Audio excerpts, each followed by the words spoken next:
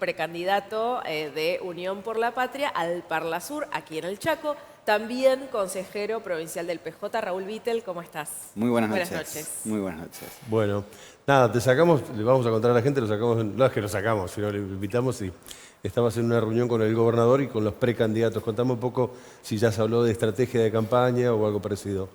Sí, la verdad que una muy buena reunión del presidente del Partido Justicialista y los que fueron precandidatos por el Frente Chaqueño a diputados provinciales, en donde, bueno, obviamente hicimos un diagnóstico general de lo que pasó en las elecciones y conformamos el comando de campaña respecto de lo que tiene que pasar de aquí en adelante para las elecciones generales, que van a ser el 17 de septiembre, en donde, bueno, obviamente tomamos posturas respecto de cómo trabajar en conjunto, de cómo diagramar el territorio en conjunto, entendiendo que cada uno de los espacios políticos que participó tiene una representatividad real y se ha mostrado en estas elecciones y en donde cada uno de los contextos hoy tenemos que trabajar en conjunto para tener una victoria contundente el 17 de septiembre y darle continuidad a un gobierno que realmente ha hecho mucho por los chaqueños y las chaqueñas y que queremos darle esa fortaleza no solo a nuestro gobernador, sino también esa entereza que tiene que tener el pueblo chaqueño a través de una gestión que promueve, que trabaja con, obviamente, precandidatos que representan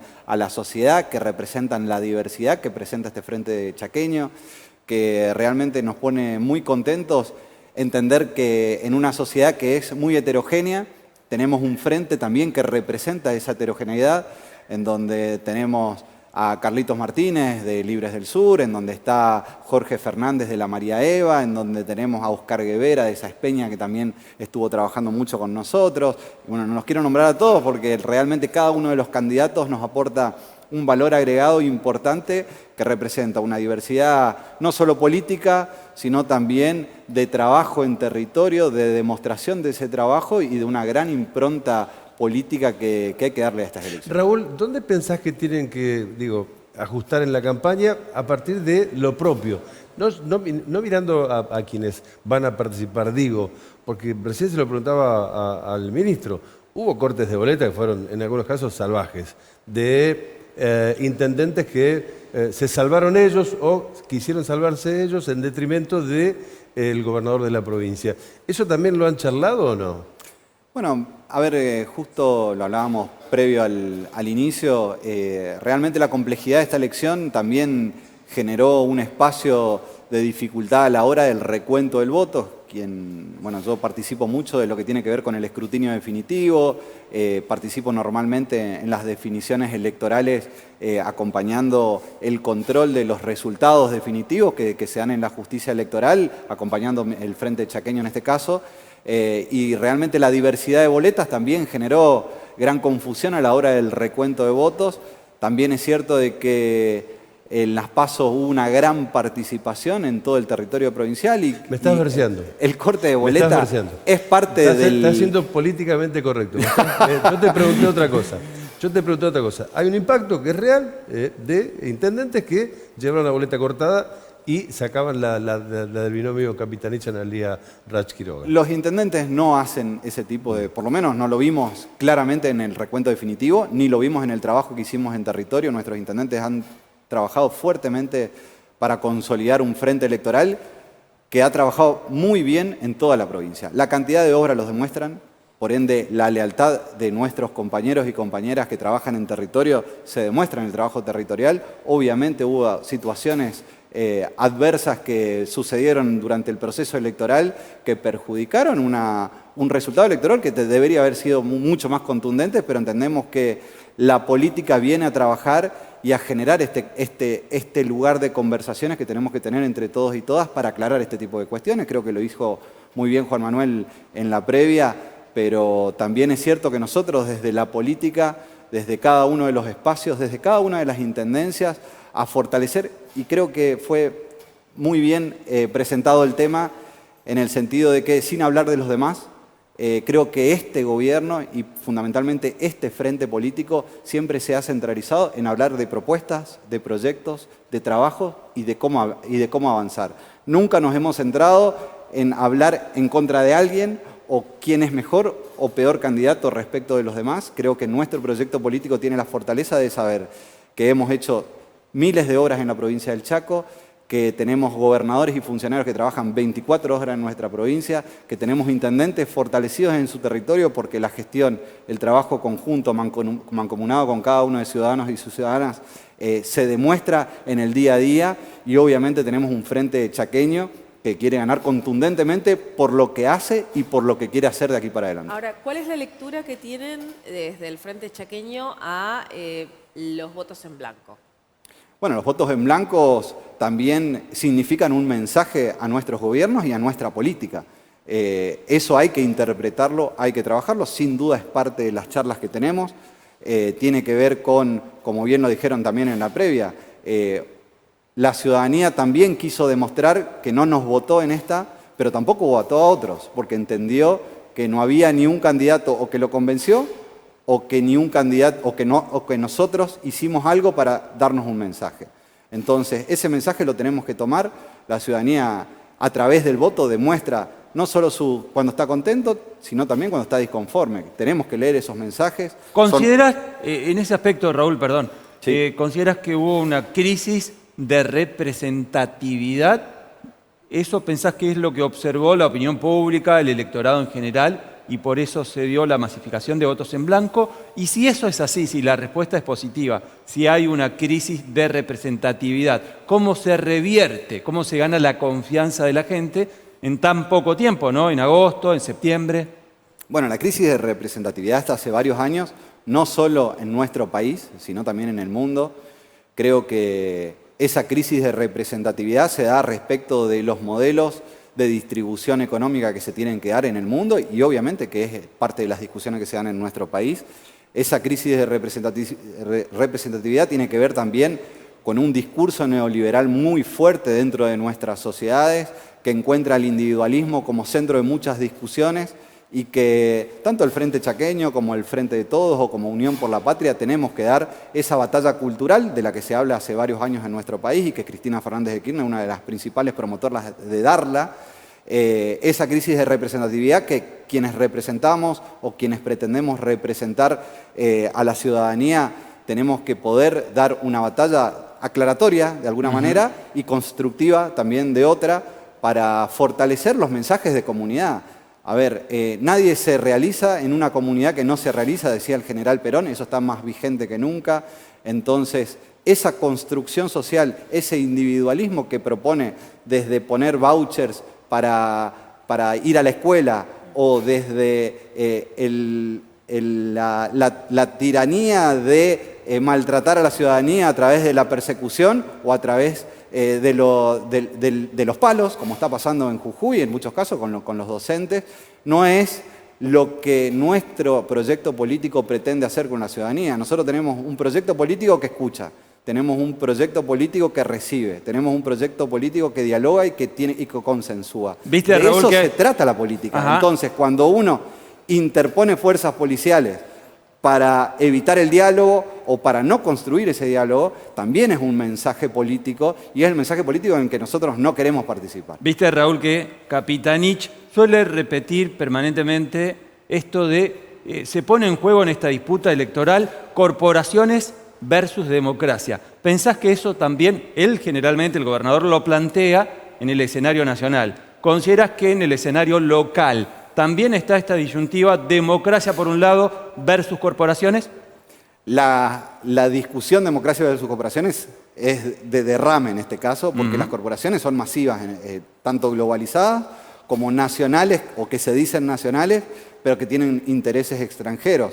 A ver, desde la bicicleta financiera hasta el negreo de trabajadores, hasta los mecanismos de evasión tributaria que tienen o que surgen en nuestro país, en nuestras provincias, son parte de estas discusiones que tenemos que tomar, porque esos mecanismos van en contra del trabajo en blanco, van en contra del valor agregado en nuestras provincias, porque la inversión también viene de esas contribuciones que hacemos cada uno de los ciudadanos y ciudadanas. Entonces, justamente creo que la democracia tiene que ver no solo con el voto popular, sino también con la participación popular. Esa participación popular se ve en detrimento cuando esas corporaciones generan una cultura popular del individualismo, justamente, en donde vos preocupate por vos, y solamente dependés vos si están mal los otros, o si el otro tiene hambre, o si el otro no tiene vivienda, no es tu problema. Bueno, un Estado, un gobierno, en realidad, todos nosotros desde que estamos en gestión, nos preocupamos en que todos tengan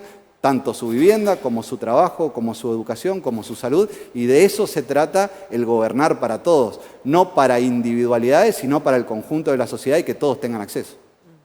En cuanto a las elecciones ahora que se vienen, las PASO nacionales, ¿cuál es la línea que van a seguir o, bueno, cuáles van a ser los ejes de campaña para acompañar a Sergio Massa, ya, ¿no? ¿Massa es quien define la campaña aquí en el Chaco o están los candidatos también definiendo la campaña con Capitanich?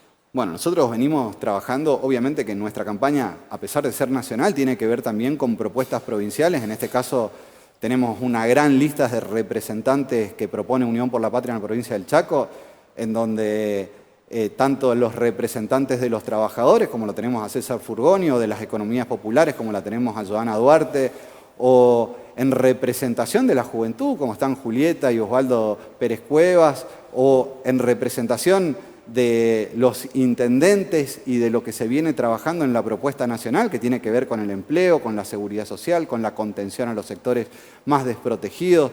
Realmente tenemos un gran diputado nacional como es Aldo Leiva y que nuevamente intenta renovar su banca para dar las discusiones que se tienen que dar en el Congreso. Recordemos que Aldo fue un gran batallador en las grandes luchas discursivas y de consensos que se dieron en el Congreso de la Nación cuando hubo que darlas en protección de los chaqueños y las chaqueñas.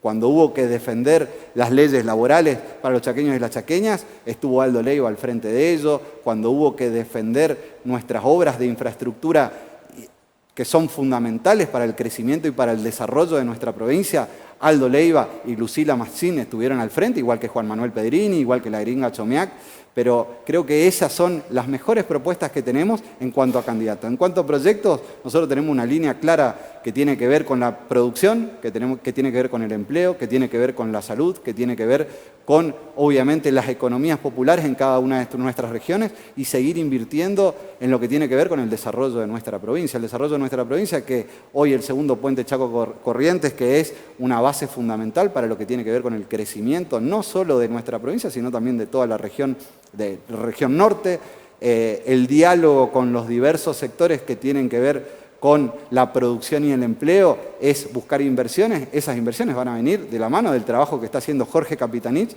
que es nuestro interés provincial, porque quien ha logrado los nuevos acueductos, quien ha logrado el gasoducto, quien ha logrado que se inviertan en nuevas empresas, en nuevas industrias, es Jorge Capitanich, y sin duda nosotros representamos un proyecto que no solo a nivel provincial tiene una clara idea de desarrollo y producción, sino también que viene de la mano con este gobierno nacional, que va a representar Sergio Massa como nuevo presidente de la Nación, si Dios quiere, cuando el pueblo lo vote, que viene con esa línea, que viene con nosotros tenemos que pagarle el FMI, pero no en detrimento del salario de los argentinos y argentinas, que tiene que ver con generar producción y valor agregado en nuestro país, pero no va a ser de la mano de la especulación financiera ni de la ganancia de las grandes corporaciones internacionales que quieren hacer uso y abuso de los trabajadores argentinos y argentinas. Ahora, ¿por qué no se terminó aplicando eso? Y es una pregunta que no la hago yo, sino que en cierta forma la hizo Cristina Fernández cuando se encontró con Sergio Massa, se mostraron juntos públicamente la semana pasada,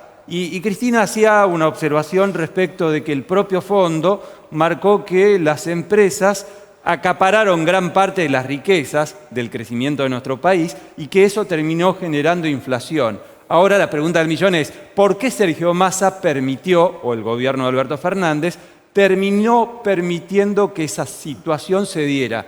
No faltó mano dura, faltó tal vez cumplimentar lo que en su momento se le prometió al electorado allá por 2019. ¿Cuál es tu balance, tu mirada acerca de esto? Bueno, ahí hay varias respuestas.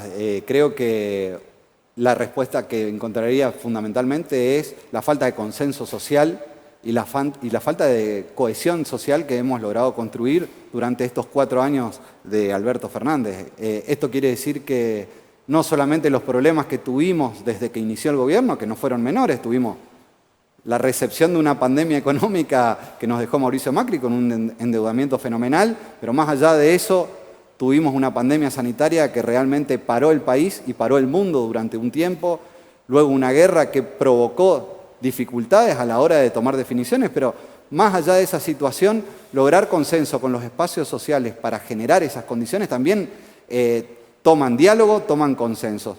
Y ahí es el tiempo también el que tenemos que tomar para darle a Alberto Fernández las buenas y las malas. Las malas es cierto que quizás no se tomaron las definiciones que muchos de los argentinos y argentinas que votamos por él esperábamos, pero también es cierto que no tuvimos los espacios de contención social, que no los trabajamos nosotros, obviamente, para darle ese empujón a un proyecto político que todavía todos tenemos la esperanza de tener. Ese proyecto político que encabezó Néstor y encabezó Cristina, que cuando lo votamos Alberto teníamos la esperanza de darle continuidad, incluso con todas estas pálidas que tuvimos al iniciar el gobierno.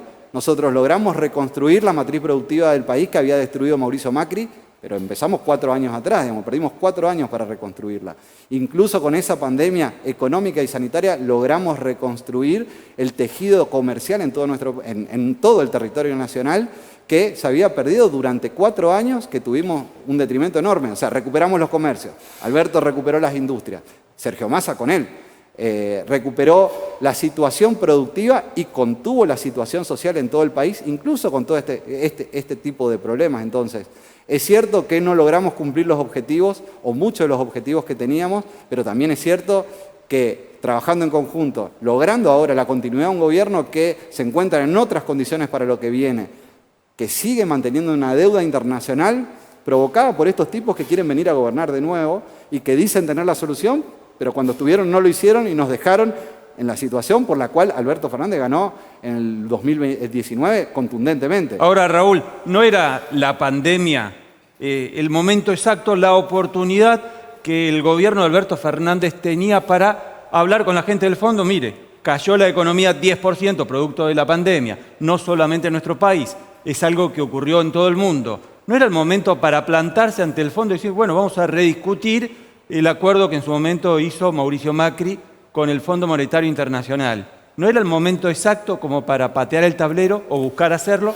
Y es difícil leerlo. Yo sé que el momento de la pandemia fue un momento en donde quienes estábamos en gestión nos ocupamos de la salud de los ciudadanos y ciudadanas, que nos abocamos a no perder vidas, que creo que desde Alberto Fernández a nivel nacional, como Jorge Capitanich, nos dedicamos a conseguir las vacunas, a que los centros de salud estuvieran vacunando a los ciudadanos y ciudadanas que tenían que vacunar. Y realmente hoy leer si era el momento o no era el momento es difícil con este contexto, pero es cierto que se podían haber tomado distintas definiciones. Hoy con el diario del lunes es fácil. Es más fácil. Raúl, si bien son elecciones diferentes, nosotros vamos a ir como provincia el 17 de septiembre, una elección general, el 13 de agosto serán las primarias nacionales. ¿Entendés que también puede haber una situación de polarización en la primera, que será la del 13 de agosto? La verdad que leer la nacional es mucho más difícil, entendiendo en parte lo que estábamos hablando hoy del descreimiento en el sector político, producto de la falta de esperanzas que ha logrado se ha logrado construir desde la política. Y la falta de esperanza se da justamente por un discurso mentiroso de muchísimos espacios políticos y muchos espacios que hoy son grandes medios de comunicación en nuestro país y que no permiten visualizar cuáles son los proyectos políticos que tiene que tener una sociedad.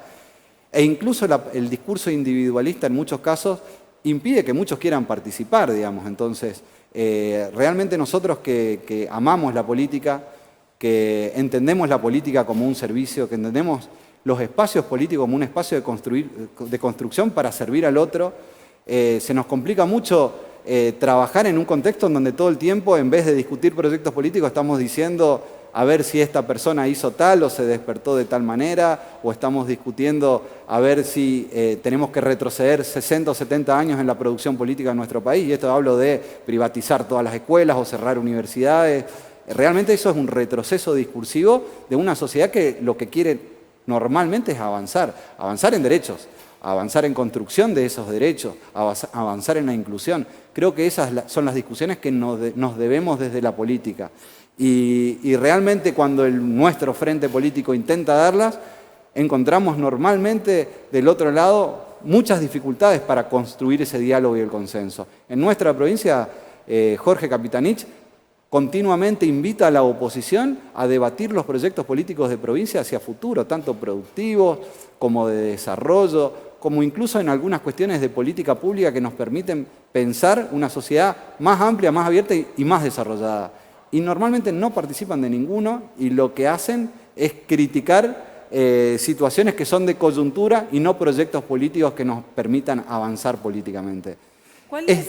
Perdón. Sí, una pregunta. ¿Cuál es hoy la operatividad del Parlasur? Digo, ¿cuál es la importancia? ¿Para qué sirve a la democracia del país? Y si tiene alguna injerencia en este posible acuerdo que se está intentando lograr entre Mercosur y Unión Europea. Bueno, la verdad que el Parlasur tuve el privilegio de conocerlo junto a Julio Sotelo y realmente encontrar y conocer la importancia que tiene un espacio parlamentario que se compone por los países del Mercosur y que tienen muchas ideas y muchos proyectos para avanzar. La operatividad hoy funciona el Parlasur, funciona en Montevideo, funciona con los parlamentarios de los distintos países, en algunos casos no elegidos directamente, como lo hace la Argentina nuevamente en esta ocasión, en otros casos indirectamente, como lo hace Brasil a través de senadores y diputados que todavía no tuvieron su elección del Parlasur. Ese espacio que hoy tiene 43 argentinos participando del Parlamento del Mercosur es muy importante para pensar la Argentina no solo hacia el Mercosur, sino también hacia el mundo, como decías vos, respecto del Parlamento Europeo. La Argentina y Latinoamérica tiene que pensarse en un espacio de contención y de trabajo para fortalecer los vínculos no solo entre los países latinoamericanos, sino también como un lugar en donde tenemos bosques nativos en toda Latinoamérica que tenemos que regular, proteger y construir lo que queremos hacia futuro. Tenemos el espacio de agua dulce más importante del mundo entre Argentina y los países latinoamericanos, que tenemos que hacer exactamente lo mismo, regular, proteger y ver de qué manera trabajamos con el resto del mundo. La única manera de trabajar estos recursos, estos bienes que tenemos los países, es poniéndonos de acuerdo. O vamos a esperar que algunos millonarios o algunas corporaciones que ya pretenden ponerle valor al agua, que ya pretenden ponerle valor al aire, que pretenden ponerle valor a nuestros recursos de vida, vengan a tomar esas definiciones en el momento en que sea o escasa o sea imposible controlar. Bueno, en cierta forma, Raúl, ya lo viene haciendo, ¿no? Laura Richardson, la titular del Comando Sur, en su momento, ¿te acordás que había trascendido definiciones hablando de las riquezas naturales de la región? Diciendo, no, nosotros tenemos el litio, tenemos el agua, casi que se apropiaba, ¿no? Con el término de esos recursos naturales. Y en cuanto a eso, Raúl, ¿qué propuestas, qué proyectos tenés para el caso que te toque llegar ahí al Parlasur? Bueno, claramente ahí la provincia del Chaco viene haciendo innovaciones de la mano de Jorge Capitanich, que tiene que ver con una ley de bosques de protección de nuestros bosques nativos y naturales. Ahí tengo una compañera del gabinete que trabaja muy bien estos temas, como es Noelia Ordenavía, que venimos hace rato trabajando y pensando este tipo de cuestiones, justamente de protección, porque esto no se trata solamente y no pensar. No tenemos que tocar más los árboles, hay que o los bosques o las aguas. Esto quiere decir de qué manera generamos sostenibilidad y justamente trabajo sobre los espacios que son valiosos para la vida humana, pero también que nos permite utilizarlos y reconstruirlos para que el agua no se nos termine o no sea escasa, para que nuestros bosques los podamos ocupar, pero que no se terminen y no sean escasos y protegerlos. Esto en el ambiente es uno de los proyectos fundamentales y uno de los trabajos fundamentales que estamos planificando con los equipos técnicos, pero también en la educación. Nosotros tenemos que trabajar entre las universidades del Mercosur, no solo para la validación de títulos, sino también para pensar y generar los profesionales adecuados y preparados para la defensa de no solo nuestros recursos naturales, sino también de todo lo que tiene que ver con el proyecto de inteligencia que tenemos que pensar, no solo informática, sino en materia de ingeniería, en materia de fortalezas que tienen nuestras provincias, pero también nuestra Argentina hacia el futuro. Así que hay muchísimo para trabajar. A ver, recortarnos justamente a pensar solamente entre argentinos estos sería esperar que vengan los de afuera a tomar definiciones sobre estas cuestiones. Creo que el espacio del Parlasur viene a consolidar un espacio de diálogo, de consensos y de trabajo conjunto entre los países de Latinoamérica, fundamentalmente del Mercosur, obviamente, para trabajar esto en fortaleza desde un espacio de diálogo, porque los parlamentarios del Mercosur son los representantes de sus pueblos en este Parlamento y la voz de los argentinos, argentinas, en este caso de los chaqueños y chaqueñas, tiene que estar en un lugar así, más con los recursos que tenemos en el Chaco. Raúl, la última pregunta tiene que ver con agenda política. ¿Ya tienen la fecha en que va a estar aquí Sergio Massa? Seguramente el gobernador ya lo está trabajando. Estamos iniciando la campaña nacional. Hoy por hoy lo que estamos trabajando con los candidatos a diputados nacionales que tenemos es una recorrida provincial para mostrar no solamente y que conozcan a nuestros candidatos y el valor que tienen nuestros candidatos, sino también el trabajo que vienen haciendo y el trabajo que queremos aquí hacer de aquí en adelante y desde nuestros espacios si nos elige la ciudadanía. Y realmente estamos muy contentos de poder saber que no solo Sergio Massa, sino también Agustín Rossi van a ser partes fundamentales del proyecto de país que queremos y el proyecto de país que queremos construir en conjunto con los chaqueños y chaqueñas.